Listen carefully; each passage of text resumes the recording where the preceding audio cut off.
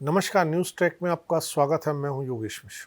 मध्य पूर्व में America, Israel और ईरान के बीच बढ़ता सैन्य टकराव केवल किसी एक दिन की घटना या अचानक भड़की लड़ाई नहीं है। यह वास्तव में कई दशकों से पनप रहे अविश्वास, राजनीतिक विरोध, वैचारिक संघर्ष, क्षेत्रीय शक्ति संतुलन की लड़ाई और सुरक्षा चिंताओं का परिणाम है। आम आदमी के लिए यह समझना जरूरी है कि इस संघर्ष को केवल दो देशों के बीच युद्ध के रूप में नहीं देखा जा सकता। इसके पीछे इतिहास, परमाणु कार्यक्रम, मिसाइल क्षमता, क्षेत्रीय प्रभाव और वैश्विक शक्ति राजनीति, इन सब का जटिल मेल है। इसलिए जब आज अमेरिका इजरायल के साथ खड़ा दिखाई देता है और ईरान उसका विरोधी बनकर सामने आता है, तो यह केवल तात्कालिक निर्णय नहीं बल्कि लंबे समय से बनती आ रही रणनीतिक कहानी का परिणाम है। इस संघर्ष की जड़ें 1979 की ईरानी इस्लामिक क्रांति तक जाती हैं। उस समय ईरान में शाह मोहम्मद रजा पहलवी की सरकार को हटाकर एक इस्लामी गणराज्य की स्थापना हुई। इससे पहले ईरान अमेरिका का घनिष्ठ सहयोगी माना जाता था, लेकिन क्रांति के बाद नए नेतृत्व ने अमेरिका की नीतियों का खुलकर विरोध किया। उसी वर्ष तेहरान में अमेरिकी दूतावास के कर्मचारियों को बंधक बनाए जाने की घटना ने दोनों देशों के संबंधों को अस्थायी शत्रुता में बदल दिया। इसके बाद अमेरिका और ईरान के बीच प्रतिबंध, आरोप प्रत्यारोप और राजनीतिक टकराव लगातार जारी रहे। इसी समय से इजरायल और ईरान के संबंध भी धीरे धीरे दुश्मनी में बदलने लगे। ईरान की नई सत्ता ने इजरायल को वैध राज्य के रूप में स्वीकार नहीं किया और उसे पश्चिमी प्रभाव का प्रतीक बता दिया। दूसरी ओर इजरायल ने ईरान को अपनी सुरक्षा के लिए एक गंभीर खतरे के रूप में देखना शुरू किया। समय के साथ साथ यह अविश्वास इतना बढ़ गया कि दोनों देश प्रत्यक्ष युद्ध भले न लड़ें, लेकिन एक दूसरे के खिलाफ लगातार रणनीतिक और सैन्य दबाव बनाते रहे। इस संघर्ष का सबसे बड़ा और संवेदनशील पहलू ईरान का परमाणु कार्यक्रम है। ईरान का कहना है कि उसका परमाणु कार्यक्रम केवल ऊर्जा और वैज्ञानिक अनुसंधान के लिए है, लेकिन अमेरिका और इजरायल सहित कई पश्चिमी देशों को लंबे समय से आशंका रही है कि यह कार्यक्रम भविष्य में परमाणु हथियार बनाने की दिशा ले सकता है।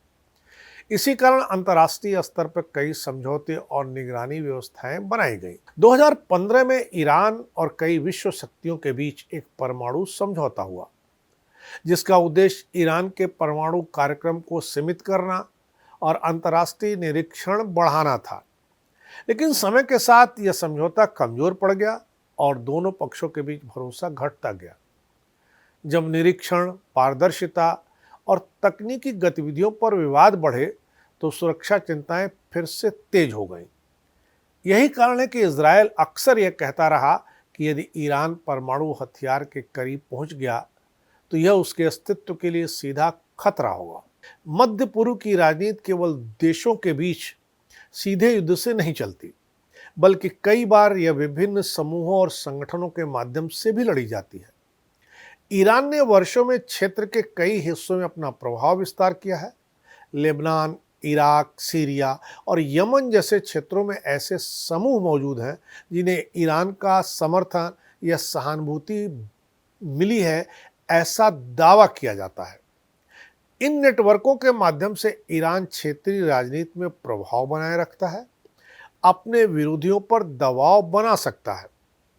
इजरायल और अमेरिका इस नेटवर्क को अपनी सुरक्षा के लिए खतरा मानते हैं।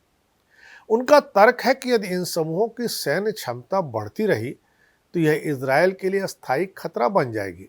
इसलिए कई बार उनके सैन्य अभियानों का उद्देश्य केवल किसी देश की सेना को नहीं, बल्कि इन नेटवर्कों की क्षमता को भी सीमित करना होता है। हाल के समय में स्थिति उस समय और गंभीर हो गई जब इजरायल ने ईरान के भीतर कुछ महत्वपूर्ण ठिकानों पर हमला किया। इन हमलों को इजरायल ने पूर्व रक्षात्मक कार्रवाई बताया, अर्थात वह दावा करता है कि संभावित खतरे को पहले ही रोकने के लिए कदम उठाया गया। इन हमलों के बाद अमेरिका ने भी इजराइल का समर्थन किया। स्थिति तेजी से एक बड़े क्षेत्रीय संकट में बदल गई।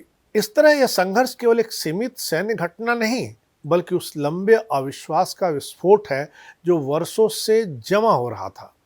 सवाल यह उठता है कि अमेरिका इजराइल की मदद क्यों कर रहा है। इसकी पड़ताल करें तो पता चलता है कि अमेरिका और इजराइल के संबंध दशकों पुराने रणनीतिक हैं। दोनों देशों के बीच सुरक्षा सहयोग, खुफिया जानकारी का आदान प्रदान, सैन्य तकनीक और राजनीतिक समर्थन का मजबूत ढांचा बहुत पहले से खड़ा है। अमेरिका मध्य पूर्व में अपने हितों की रक्षा के लिए इजराइल को एक महत्वपूर्ण साझेदार मानता है।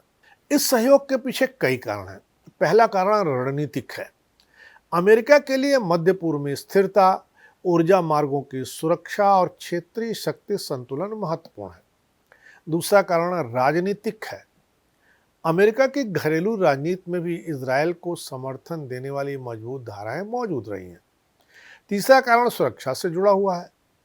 अमेरिका ईरान की मिसाइल क्षमता और क्षेत्रीय नेटवर्क को अपने सहयोगियों के लिए चुनौती मानता है। इसलिए जब इजराइल को सुरक्षा खतरे का सामना होता है तो अमेरिका अक्सर उसके समर्थन में खड़ा दिखाई देता है। सीधे शब्दों में कहा जाए तो अमेरिका का झुकाव लंबे समय से इजराइल की ओर रहा है और ईरान के साथ उसके संबंध तनावपूर्ण रहे हैं। ईरान पर लगाए गए आर्थिक प्रतिबंध, परमाणु कार्यक्रमों को लेकर विवाद और क्षेत्रीय राजनीति में प्रतिस्पर्धा, इन सब ने अमेरिका और ईरान के संबंधों को लगातार कठिन बनाए रखा है। हालांकि इसका अर्थ यह नहीं कि अमेरिका के भीतर इजराइल की हर नीति पर एकमत समर्थन है। कई बार अमेरिकी राजनीति में भी इस पर बहस होती है कि किस सीमा तक समर्थन दिया जाना चाहिए। फिर भी रणनीतिक स्तर पर अमेरिका इजराइल साझेदारी मजबूत बनी हुई है। इस संघर्ष में दुनिया पूरी तरह से दो स्पष्ट शिविरों में नहीं बटी है, लेकिन कुछ सामान्य रुझान दिखाई देने लगे हैं। अमेरिका और इजराइल इस टकराव में सबसे स्पष्ट साझेदार हैं। उनके बीच सैन्य और राजनीतिक समन्वय दिखाई देता है। रूस और चीन ने कई मौकों पर ईरान के खिलाफ सैन्य कार्रवाई की आलोचना की है और तनाव को कम करने की अपील भी की है। हालांकि इसका मतलब यह नहीं निकाला जाना चाहिए कि वे सीधे युद्ध में ईरान के साथ खड़े हैं। वे अधिकतर कूटनीतिक समर्थन और संतुलन की नीति अपनाते रहे हैं। यूरोप, खाड़ी क्षेत्र और एशिया के कई देश इस संघर्ष को फैलने से रोकने की कोशिश कर रहे हैं। उनका मुख्य डर यह है कि यदि युद्ध फैल गया तो तेल की आपूर्ति, समुद्री व्यापार और वैश्विक अर्थव्यवस्था पर गंभीर असर पड़ेगा। इसलिए वे अक्सर युद्ध विराम और बातचीत की अपील करते दिखाई देते हैं। आज की दुनिया में अधिकांश देश पूरी तरह किसी एक शिविर में जाने के बजाय अपने आर्थिक सुरक्षा और राजनीतिक हितों के आधार पर संतुलित नीति अपनाने की कोशिश करते हैं। अमेरिका, इजराइल और ईरान के बीच बढ़ता यह टकराव केवल दो देशों का युद्ध नहीं, बल्कि मध्य पूर्व की शक्ति राजनीति, परमाणु विवाद, क्षेत्रीय प्रभाव और वैश्विक रणनीतिक हितों का जटिल मिश्रण है। इसके पीछे दशकों का इतिहास, अविश्वास और प्रतिस्पर्धा छिपी हुई है। अमेरिका इजराइल का समर्थन इसलिए कर रहा है क्योंकि दोनों के बीच लंबे समय से रणनीतिक साझेदारी है और अमेरिका ईरान को क्षेत्रीय चुनौती के रूप में देखता है। दूसरी ओर कई देश इस संघर्ष को फैलने से रोकना चाहते हैं क्योंकि इसका असर मध्य पूर्व तक सीमित नहीं रहेगा, बल्कि वैश्विक अर्थव्यवस्था और राजनीति को भी यह प्रभावित करेगा।